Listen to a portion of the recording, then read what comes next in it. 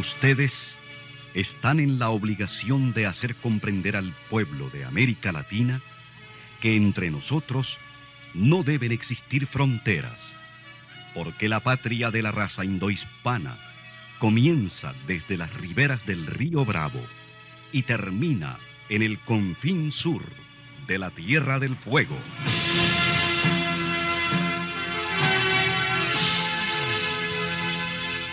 Sin fronteras. Un recorrido por los campos sin límites de la información, la música, la cultura, la economía y el deporte. Los hechos y los hombres que todos los días construyen un mundo sin fronteras.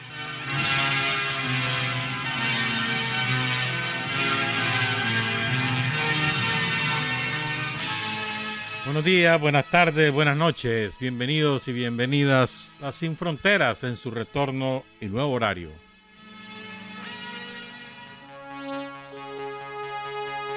Sin Fronteras, la revista, con William Griggs Vivado, en la primerísima 91.7 y 105.3 FM. Bueno, en esta nueva fase de Sin Frontera, que tenía 4 años de estar fuera del aire, 4 años y algunos meses, 2 meses, pues vamos a transmitirlo también por YouTube, pero no en vivo, sino en diferido. O sea, vamos a subir este programa a YouTube. Para eso está trabajando con nosotros Carlos Hurtado Ordóñez para la filmación. Y en Control Master está Luis Enrique Guerrero. ¿Cuánto va a durar? ¿Quién sabe?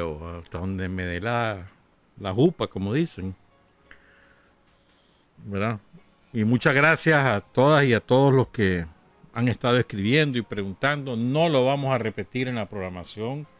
Va a ser solamente en directo y en diferido solamente a través de la página web, que siempre lo subimos. Estamos esperando que cambien el diseño de la página, no lo han hecho. Y además, pues en YouTube lo podrán encontrar a partir de más o menos las 10 de la mañana en el canal Sin Frontera de YouTube. Empezamos, pues quiero empezar con 2 cositas que no son de menor importancia.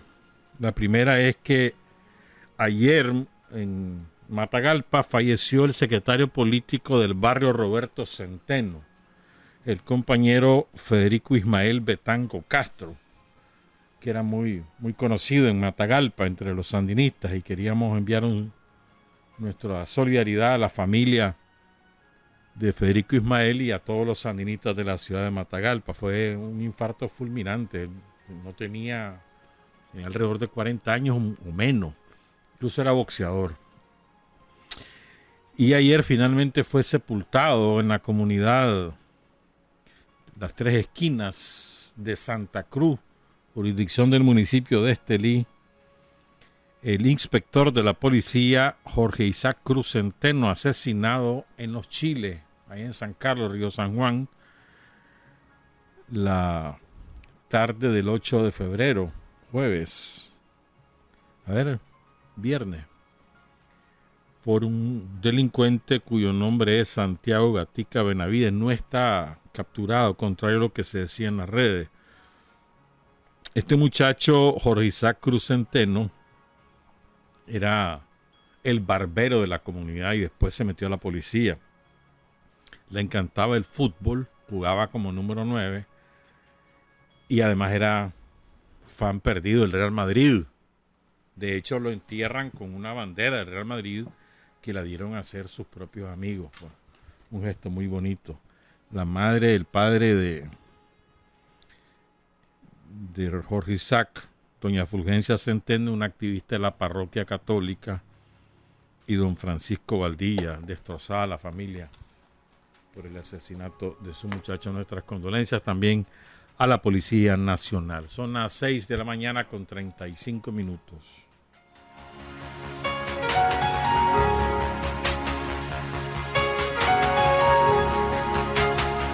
Evidentemente, en los últimos días, en las últimas semanas, la noticia preponderante a nivel local ha sido la reforma del Seguro Social y la que ya están en vigencia, y la reforma fiscal que está todavía en discusión. Y a nivel internacional, Venezuela, con todo lo que esto significa. Yo quería hablar un poquito de Venezuela porque a veces las personas no hacen relación entre qué pasa en Venezuela y qué pasa en Nicaragua, qué pasa en el mundo. Y lo que ocurra en Venezuela está íntimamente ligado a lo que pueda ocurrir en el resto de América y probablemente a nivel mundial. Es decir, la situación en Venezuela no es una situación local, sino que tiene implicaciones geopolíticas a escala mundial, a escala planetaria. ¿Por qué tanto hambre sobre Venezuela? Es porque en Venezuela hay una dictadura, como te dice la propaganda de Estados Unidos, y algunos lamentablemente se lo creen. Es una dictadura muy rara. El 98,5%, pongan cuidado en este dato, 98,5% de la economía venezolana está en manos privadas. El 0,5% es estatal y el resto, el 1%, es mixta, privada y estatal. El 80% de los medios de comunicación venezolanos, 80% son privados. Y hay dictadura. Qué rara esa dictadura. Pero además, en Venezuela, además que tiene el récord mundial de elecciones, 21 o 22 en 20 años, en Venezuela el año pasado se hicieron elecciones presidenciales. Participó la oposición. El presidente Nicolás Maduro superó los 6 millones de votos. La oposición 1,500,000, 1,600,000. Una parte de la oposición no concurrió a las elecciones. Pero hay un dato importante. Esas elecciones fueron anticipadas por una voluntad política del presidente Maduro. Y lo otro, hubo negociaciones con la oposición para que todos fueran a las elecciones en Dominicana. Llegaron a acuerdos, firmaron los acuerdos, pero luego se retractaron tras una llamada del Departamento de Estado o del lobby cubano, no está claro eso, a los jefes de la oposición que estaban negociando con el gobierno de Venezuela. Eso fue en 2016, 2017. Y entonces se retiraron. Algo similar a lo que ocurrió en Nicaragua, para los que no conocen esa parte de la historia, en 1984, cuando la Dirección Nacional del Frente Sandinista delega en Bayardo Arce para que concurra a Brasil a negociaciones con la oposición de aquel entonces, que entre otros la encabezaba Arturo Cruz Porra, ya fallecido. Llegan a acuerdo y al final se retiran y ya no participan en las elecciones del 84 la oposición, esa parte de la oposición. Muy parecido.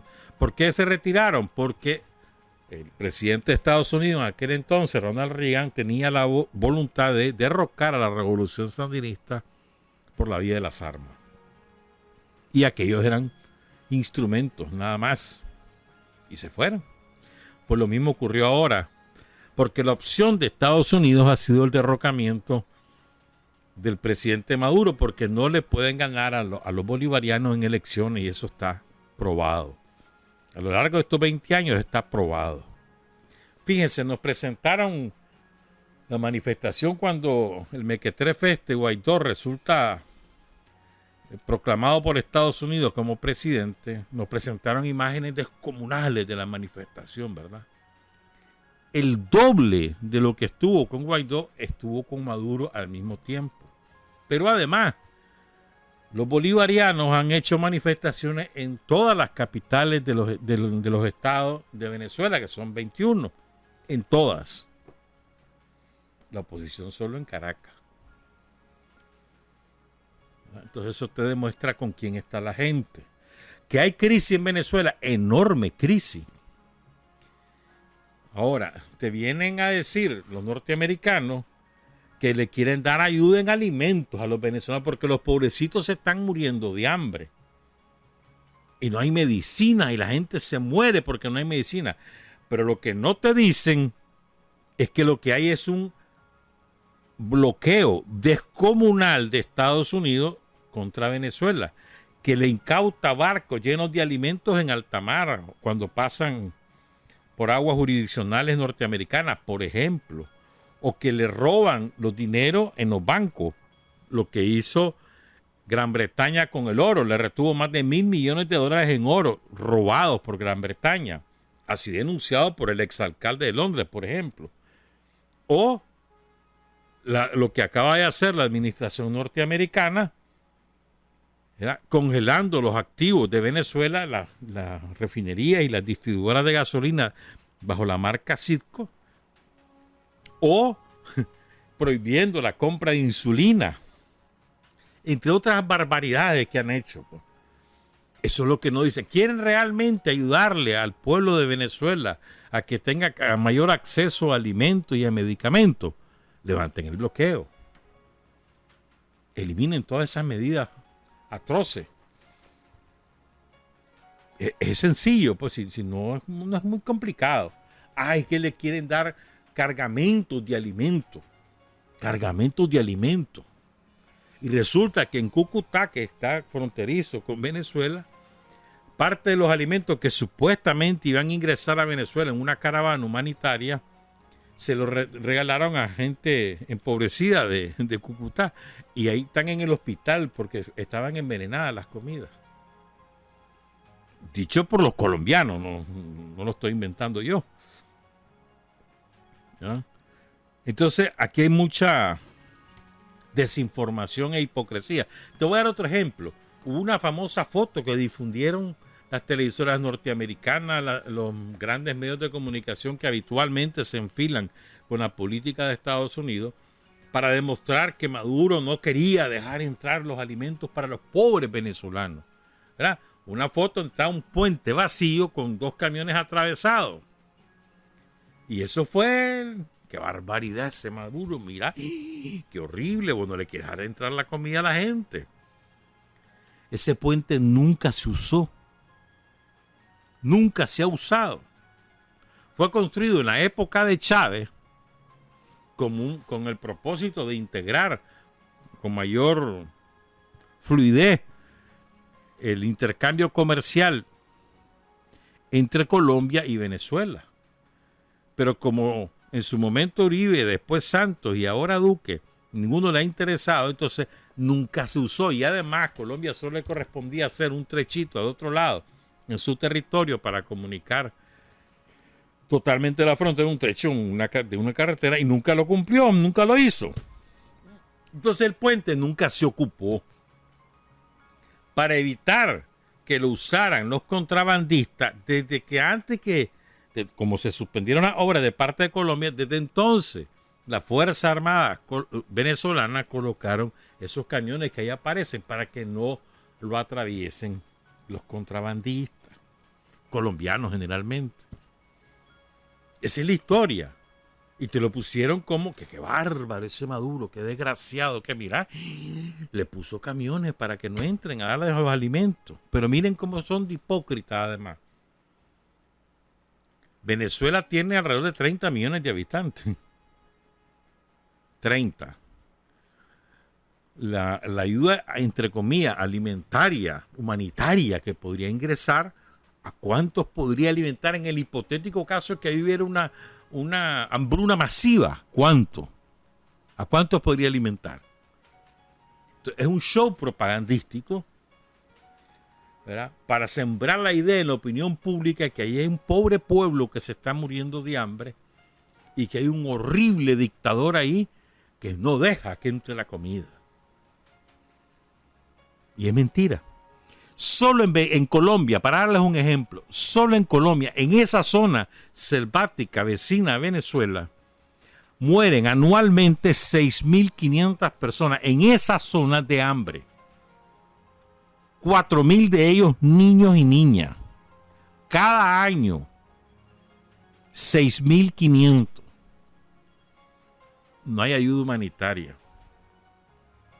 ¿Por qué creen que los hondureños han organizado caravanas huyendo de su propio país con la esperanza de llegar a Estados Unidos para reunirse con las familias que ya están allá y poder salvar la vida? ¿Por qué creen? Porque Honduras es un paraíso. O de Guatemala, o del propio México. Pero ahí no se organizan caravanas humanitarias o ayuda humanitaria, ni se crea la sensación mundial para justificar una intervención militar. O países tan lejanos para nosotros que a veces, lo que pasa es que los nicas a veces nos metemos mucho en nuestro ombligo. Y por eso a veces nos pescan por ingenuos. Nos pescan por ingenuos. Miren, Arabia Saudita, la segunda reserva mundial de petróleo,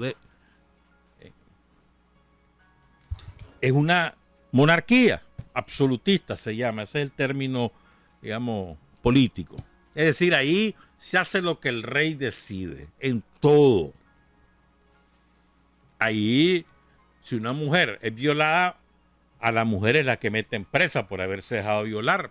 Para darte un ejemplo, ese país, hace como 3 meses, ese régimen mandó a asesinar a un periodista en la embajada de Arabia Saudita en Turquía. Lo asesinaron y lo hicieron tuquito. Literal, lo descuartizaron ahí dentro de la embajada. Escándalo mundial al principio, nada más al principio, porque ya lo olvidaron. Hasta Naciones Unidas ya emitió una condena la semana pasada y responsabilizó al Estado de Arabia Saudita de ese asesinato. Pero nadie habló de derrocamiento de ese asesino. No, para nada. Y es un asesinato, un crimen de Estado. O sea, organizado en territorio saudita en Turquía, que es la embajada de Arabia Saudita. Pero es mucho peor. Arabia Saudita desencadenó una guerra contra Yemen desde hace ya 3 años y ahí han muerto, flojo, 60.000 personas en esa guerra desde hace más de 3 años. La inmensa mayoría civiles. Ahí hay una hambruna. Hay fotos que por supuesto no les gusta a la prensa progringa difundir, pero hay fotos que sacan de ahí periodistas independientes o la propia gente que son verdaderamente espantosas, porque no hay nada, no hay medicina, no hay alimentos, las ciudades destruidas, el bombardeo permanente, no pueden llegar alimentos por mar, ni por tierra, ni por aire, está bloqueado el país y la guerra sigue, y bombardeo, y bombardeo, y bombardeo. O lo que pasa con el pueblo palestino, ¿verdad? Donde el régimen sionista mantiene un bloqueo permanente sobre Gaza a tal extremo que hasta la energía eléctrica le ha cortado y los médicos, por ejemplo, operan en la oscuridad. Ya no se pueden utilizar equipos quirúrgicos que requieran energía eléctrica, todo lo tienen que hacer a mano. No hay alimentos, no hay agua, no hay energía eléctrica. Eso es en Gaza. Todos los días del mundo se asesinan civiles, se roban tierras, se destruyen casas y no pasa nada. Para que vean cómo es la hipocresía y la doble moral. ¿Cuál es el fondo? ¿Por qué quieren sobre Venezuela? No solamente es el petróleo. A veces nos equivocamos. Sí, las riquezas naturales están de por medio, efectivamente. El petróleo a la cabeza, el oro. Venezuela es la principal reserva del mundo en petróleo, en oro, en coltán. Llevo 3. ¿Coltán para qué sirve? Para los teléfonos celulares, por ejemplo. Es decir, para citarte un ejemplo pues, de las utilidades que tiene, pero también lo encontrás en instrumental quirúrgico. Otro ejemplo. O sea, es una riqueza descomunal la que tiene Venezuela, descomunal. Es mucho más expedito para los norteamericanos sacar el petróleo de Venezuela y llevarlo directo a sus costas que traerlo desde Arabia Saudita. En Venezuela, que tendrá 2.000 kilómetros, Arabia Saudita son como 15.000 o 14.000. Menores costos, etcétera. Pero no es solamente el fondo del asunto, que lo es, que es parte del fondo, pero no es únicamente. Es decir, las reservas naturales. ¿Desde cuándo a Estados Unidos le ha interesado a la gente? ¿Desde cuándo? A ver, dígame, ¿cuándo? ¿En qué época de la historia de los últimos 300 años el gobierno de Estados Unidos ha estado interesado en el bienestar de un pueblo fuera de sus fronteras? Dígame cuándo. Un solo ejemplo, cítenme. No existe. No existe. Siempre hay otros intereses de por medio. Interés militar, interés económico, principalmente. Hay un enfrentamiento global. Estados Unidos es una potencia en decadencia. China ya es, si no es en este momento, lo será este año o el próximo, la primera economía del mundo. Ya no será Estados Unidos, sino China. Rusia se ha venido desarrollando con mucha fuerza pese a las sanciones que le inventó la OTAN, Europa y Estados Unidos. Y el poderío militar de Rusia es muy desarrollado. China aspira a tener en los próximos 5 años el ejército mejor equipado del mundo. O sea, estamos hablando de un juego de potencias mundiales. China y Rusia tienen muchos intereses en Venezuela. Como los norteamericanos decidieron hacer la guerra porque ellos quieren o todo el petróleo o nada. ¿Verdad? O todo o nada. Entonces, los chinos y los rusos, que no son tontos, aprovechan y hacen sociedad con el gobierno venezolano. No son dueños del petróleo, pero hacen sociedad con el Estado venezolano y tienen garantizado el abastecimiento del petróleo a precios de mercado. Firmas de contrato a cambio de inversión, etcétera, préstamos y demás. No son tontos. Aprovechan las circunstancias. No son los dueños, pero tienen a su disposición ese mercado. El principal acreedor ahorita de Venezuela es China. ¿Por qué razón? Porque en toda la asfixia que le sembró Estados Unidos desde la época de Obama, pues China acudió en su salvamento. Lógico, ¿no? Es decir, estamos hablando de una cuestión geopolítica, estratégica, de mayor calado, que no es solamente la riqueza que posee Venezuela, sino que además Venezuela está ubicada en el continente americano. Como todos sabemos, eso no es ningún descubrimiento. Pero en términos políticos, Venezuela está considerada parte del ámbito de influencia de Estados Unidos. Y los grupos de poder de Estados Unidos que utilizan a Trump como su punta de lanza, aspiran a recuperar el control de toda América. Y lo han ido logrando poco a poco. Empezaron en Argentina, cuando perdió las elecciones el partido de Cristina Fernández. Lo lograron en Ecuador con la traición de Lenín Moreno, que gana las elecciones porque Rafael Correa, el expresidente Rafael Correa, es el que hace la campaña electoral, designa a Lenín Moreno como el candidato, como el representante de la Revolución Ciudadana, y cuando ya asumió como presidente, traicionó y rompió con todo el mundo, pues, y entregó el país a Estados Unidos. Pero bueno, lo lograron en Brasil, echando preso a Lula, derrocando a Dilma Rousseff y ahora colocando a Bolsonaro como presidente de Brasil, un racista, xenófobo, que odia a los negros, odia a las mujeres, odia todo lo que significa progresismo o movimientos sociales y demás, odia a los sindicatos, odia a los indios, odia a todo el mundo. Él es el símbolo del odio, ese Bolsonaro. La tienen contra Evo en Bolivia. Han ido poco a poco, recuperando. Tuvieron una gran derrota en México con Andrés Manuel López Obrador, que es un hombre de un talante progresista, nacionalista, y que está haciendo las cosas colocando a los intereses del pueblo mexicano en primer lugar.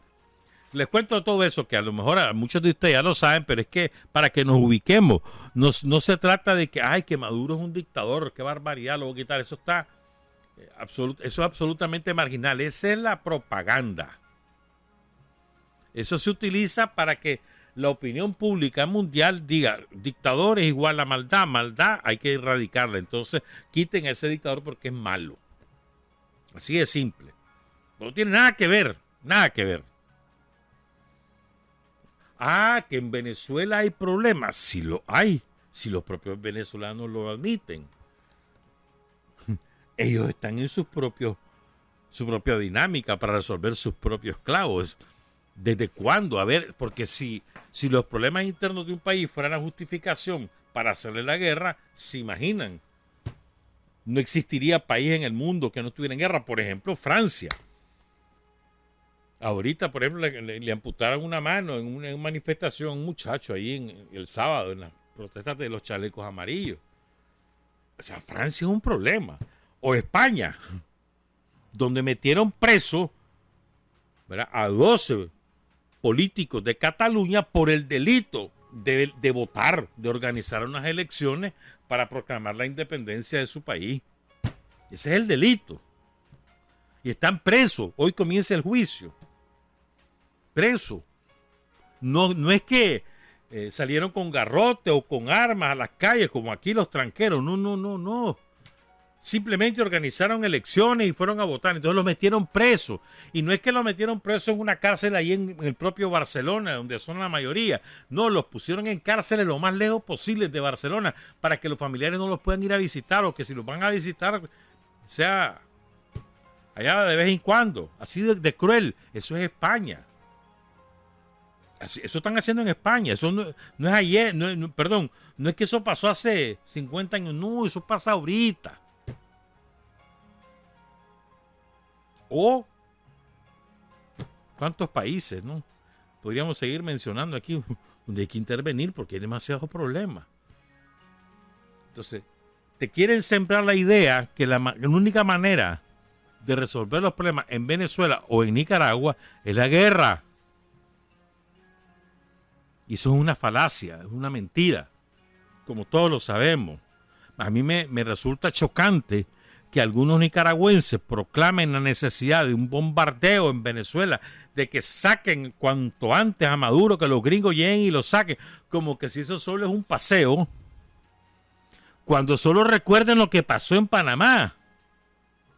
Se llevaron a Noriega. Sí, se llevaron a Noriega. Lo secuestraron. Un delito internacional, por cierto, pero ¿cuántos mataron? ¿No se acuerdan que bombardearon el barrio más miserable de Venezuela, de Panamá en aquel momento, el Chorrillo, que circundaba una base militar donde estaba Noriega, y mataron a por lo menos 3,000 en el bombardeo? Ya se les olvidó. No, que vengan, que lo hagan, que esa es la única manera. O sea, como que diciendo, eso es un paseo. Van a llegar los paracaidistas, pum, y se van a llevar a Maduro, o que lo maten de una vez. O sea, es un absurdo. Esto implica destrucción, combate, muerte. Pregúntenle a los sirios, pregúntenle a los libios. Ya se les olvidó. O sea, lo que pasa es que, repito, los nicas vivimos mucho sobre nuestro ombligo. Miren lo que pasaba en Libia. Libia era el país de mayor desarrollo de África. Número 1 en todo. en acceso a energía eléctrica, a agua potable, a vivienda, a trabajo, a educación, a salud, en todo. Petróleo. Y además, ¿verdad? A Gaddafi, bueno, y tenemos un acuerdo los europeos con Gaddafi, vos te encargás de que ninguno de los africanos pase por África, pase por Libia, entre a las aguas del Mediterráneo y vengan emigrando aquí a Europa, porque Libia es la puerta de salida de África para Europa. Vos te encargás ahí de que no pasen esos inmigrantes. Y Gaddafi hizo ese acuerdo. Les hacía el volado, le pagaban, pues les hacía el volado. Era terrible lo que hacían ahí en Libia con los emigrantes. Con el pueblo libio no, con los emigrantes. No se nos olvide. Pero de pronto se volvió enemigo. Bueno, incluso, ¿saben? Gaddafi le dio reales a Berlusconi, el que fue primer ministro de Italia, y a Sarkozy, el que fue presidente de Francia, le dio reales para su campaña electoral. Pero bueno, lo que querían era el petróleo. Y armaron la guerra. Primero la guerra. Después bombardearon. Y la izquierda, los que se autodenominan de izquierda de Europa, que se la dan de muy progresistas a ellos, aplaudiendo que bombardearan a Libia. Bueno, destruyeron Libia, mataron a Gaddafi, destruida Libia. Ahorita creo que son 5 gobiernos los que hay en Libia, ahorita 5. Cada quien con un tuco. Y el petróleo, se adueñaron del petróleo las transnacionales norteamericanas, principalmente, y europeas también. Dueña. No es que los libios reciben algo a cambio, no, se adueñaron, dueña. Y además, en aquel momento, Libia tenía por lo menos 10.000 millones de dólares de reserva depositados en bancos suizos, británicos, franceses. Se los robaron. Literal, se los robaron. ¿Qué es lo que están haciendo con Venezuela ahorita? Hay un estudio que se publicó la semana pasada. Se calcula que las pérdidas que ha sufrido Venezuela por el embargo patrocinado por Estados Unidos y sumado por los europeos suman ya 300.000 millones de dólares. ¿Quieren ayudar a Venezuela? Quiten el embargo.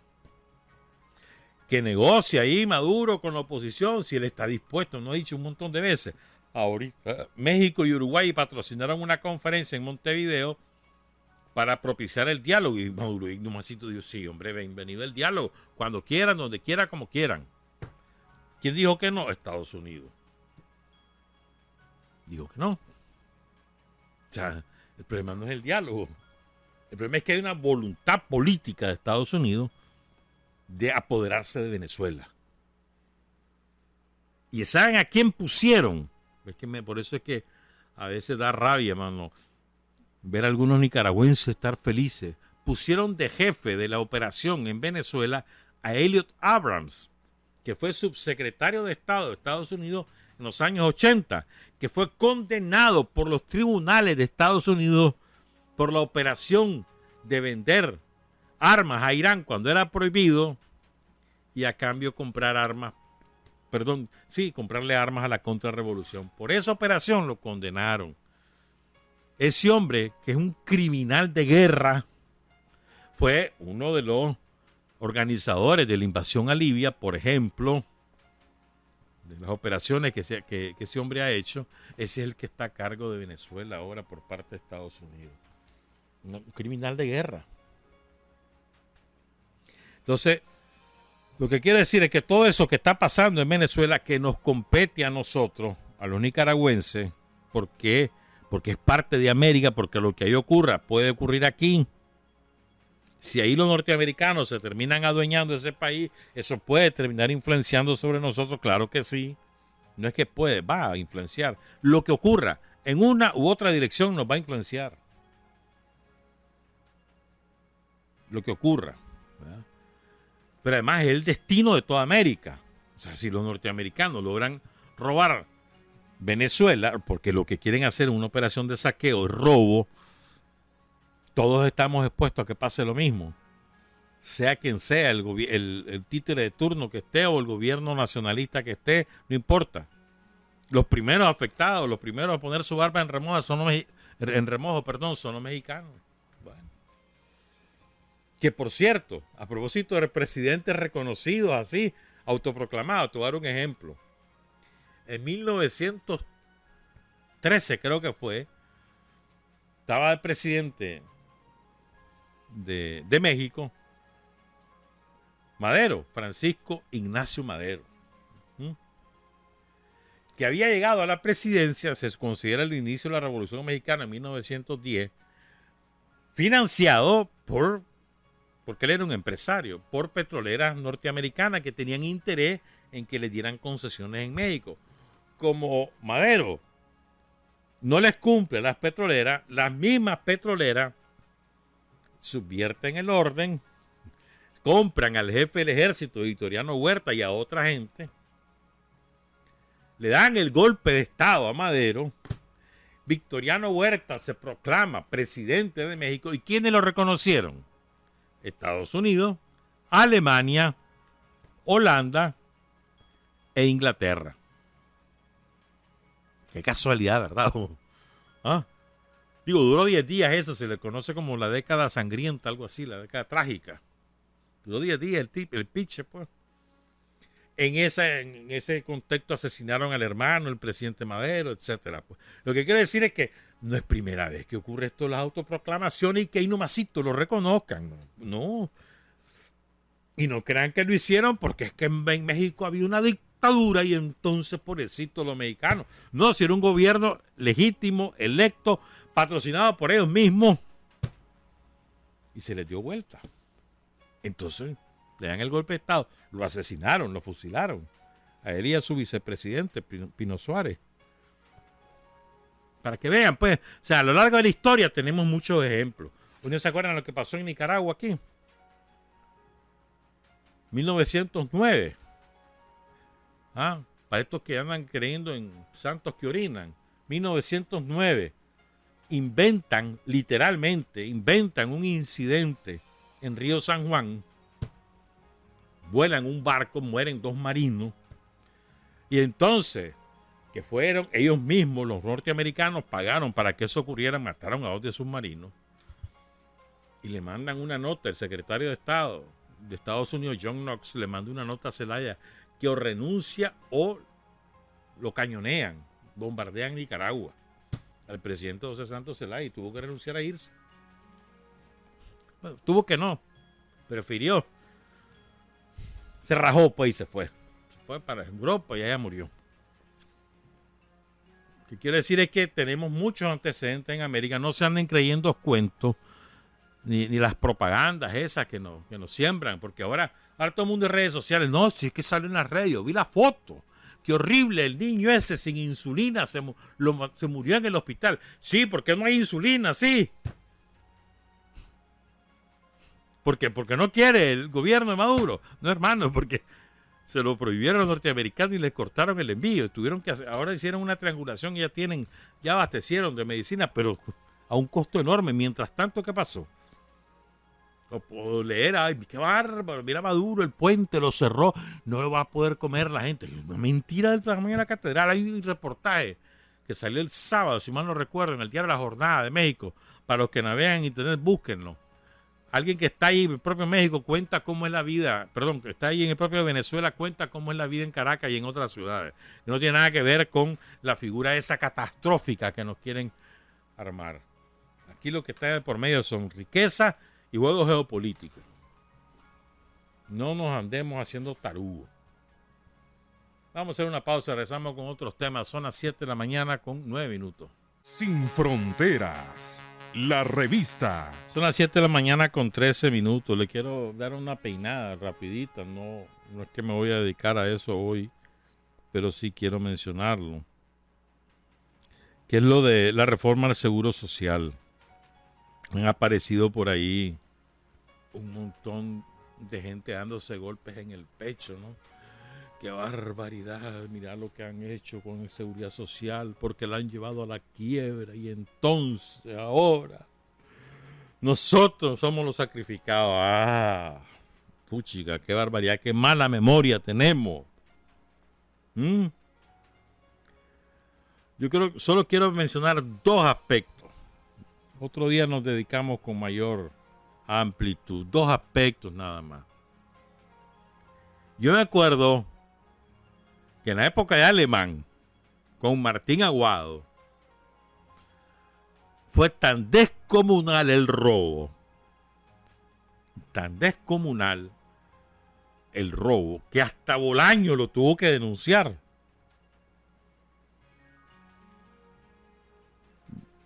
Una de las cosas que hace Bolaño cuando asume la presidencia es renegar de Alemán.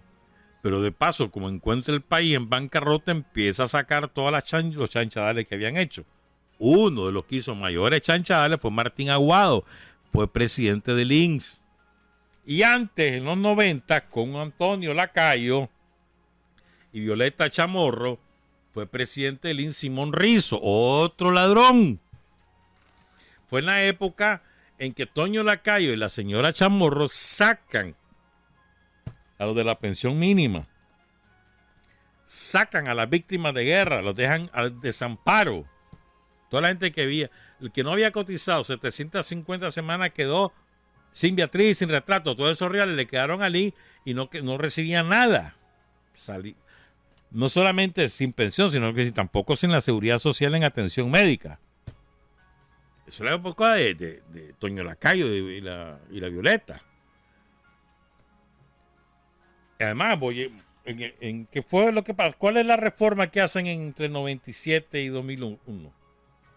¿No se acuerdan que vino el Banco Mundial y el Fondo Monetario y dijo hay que privatizar la seguridad social porque es la única manera de salvarla?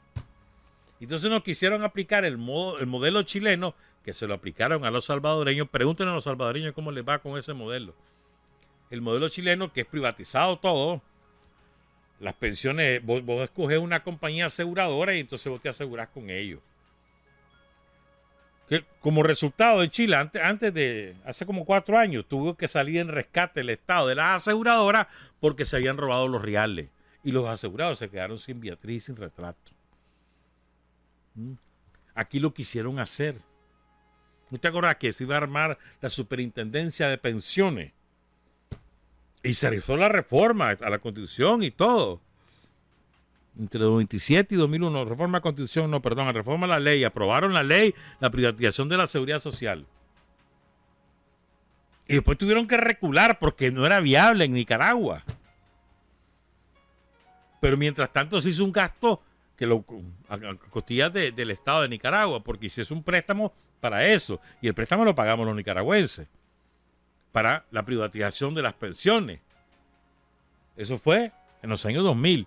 Entonces, la época de la edad calleja, revisen el Nuevo Diario y la prensa de la época. Revisen. No, para que no vean que le estamos inventando. Se van ahí. Bueno, ahora hay que pagar, ¿verdad? Por ingresar a la hemeroteca de ellos. Ahora se paga. Todo es negocio, mano. Bueno, pueden ir al Banco Central si no tienen si tienen tiempo, pues ahí están los periódicos físicos.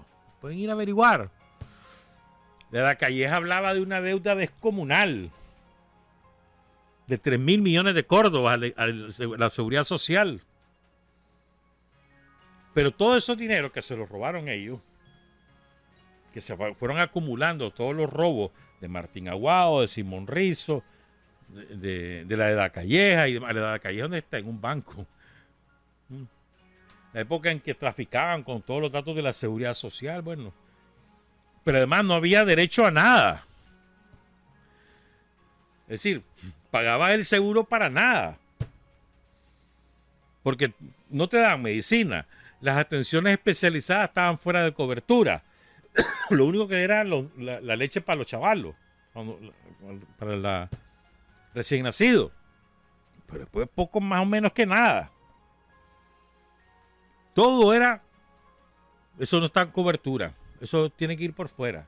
Y la época también en que vos ibas a los hospitales y si te iban a operar de lo que fuera, tenías que dar hasta la maleta quirúrgica y pagarle a los médicos, ¿verdad?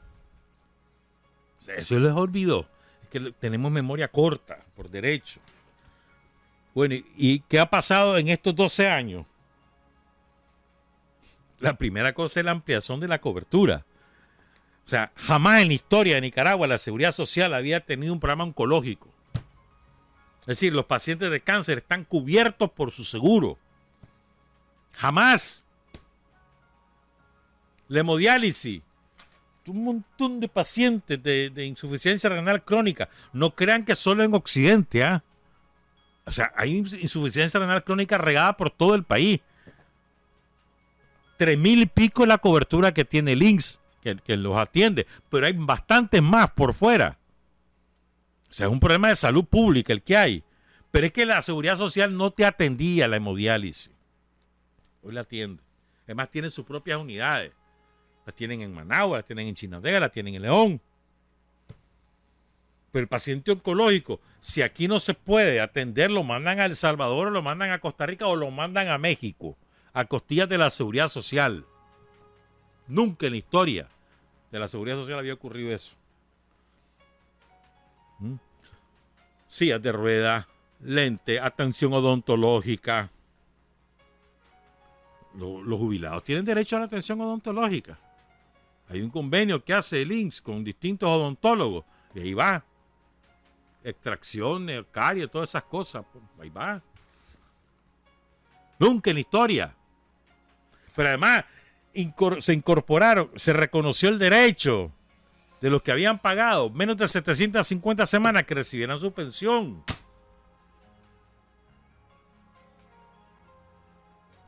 Se le había ignorado ese derecho por decisión de Antonio Lacayo, ratificado por Alemán, ratificado por Bolaño.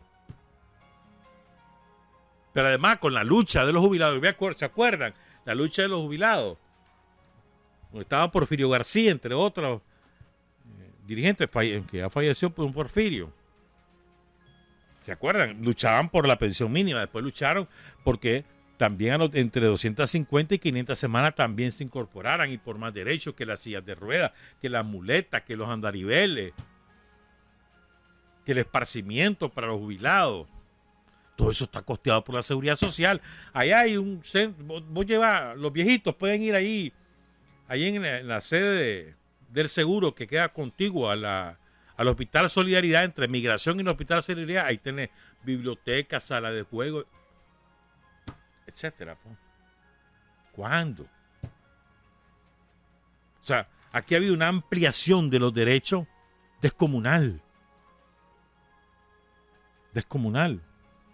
O sea, es importante tener esa conciencia. O sea, la Seguridad Social ha ampliado su cobertura. Ahora a las personas mayores de 60 años se les da tales y tales, perdón, los jubilados, no a las personas mayores, se les da, los jubilados, porque vos podés tener 60 años pero no estar jubilado. A los jubilados mayores de 60 años, es decir, tienen una cobertura enorme que no la tenían hace 12 años.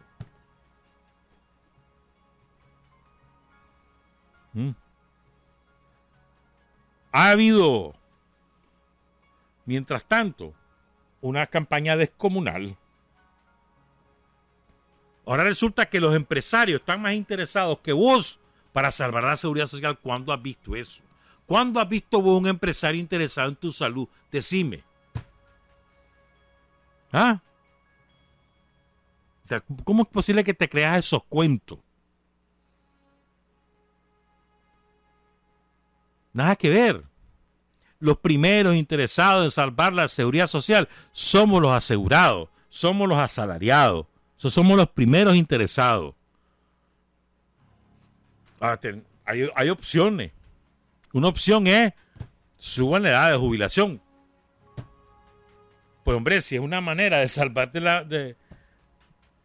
de la quiebra la Seguridad Social, es una opción a considerar. Otra manera, la que se hizo ahorita, se incrementó la cuota patronal y la obrera también. Otra opción es reducir el porcentaje máximo para poder obtener una pensión.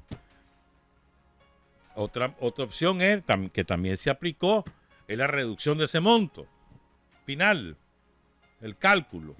Ahora tienes que cotizar más tiempo para poder llegar al máximo de la pensión. Lo ideal sería que todos los que trabajamos en Nicaragua, en cualquier tipo de empresa, estuviéramos asegurados y no tendríamos este problema. Eso sería lo ideal. que la seguridad en el campo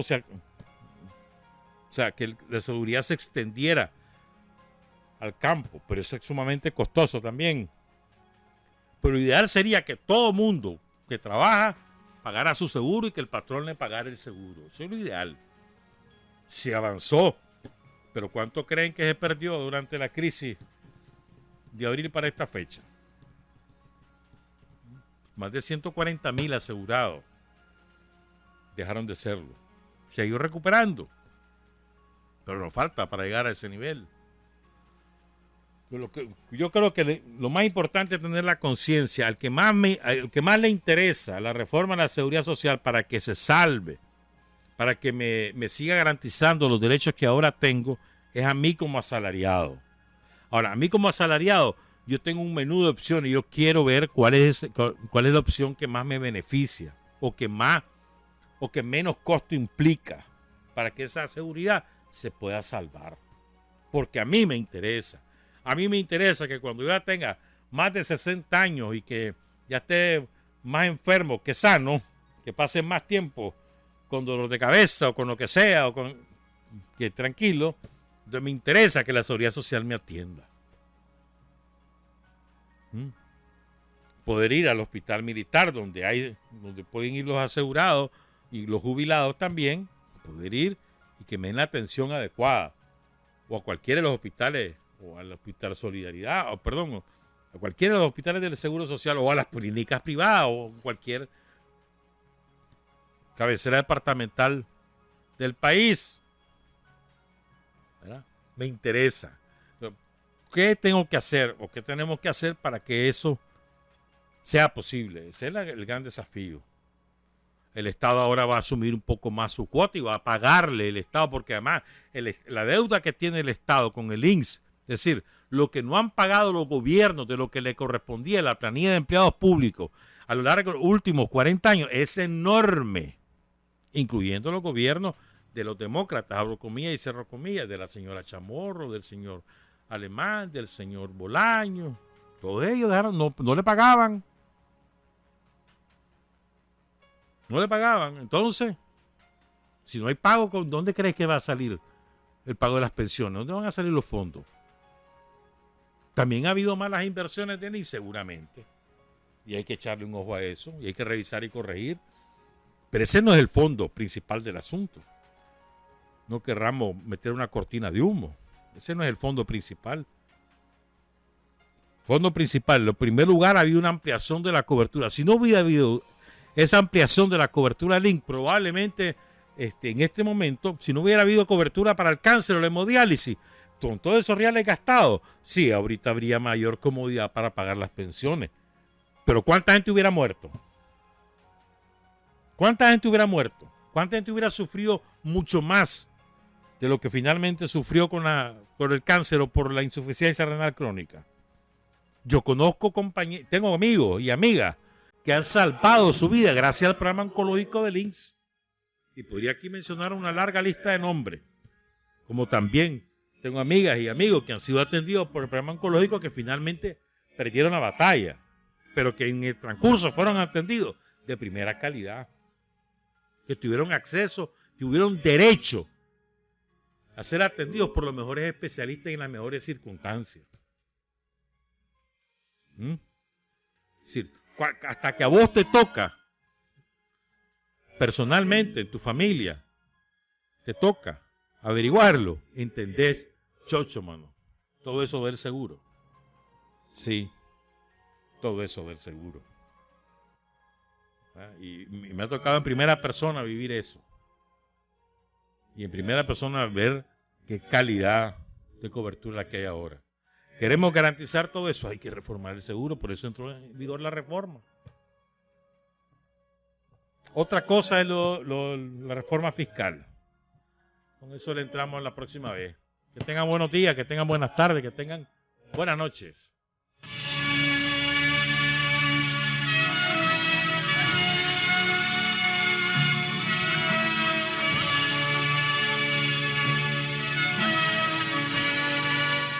Hasta aquí, usted y nosotros hemos recorrido el mundo sin fronteras.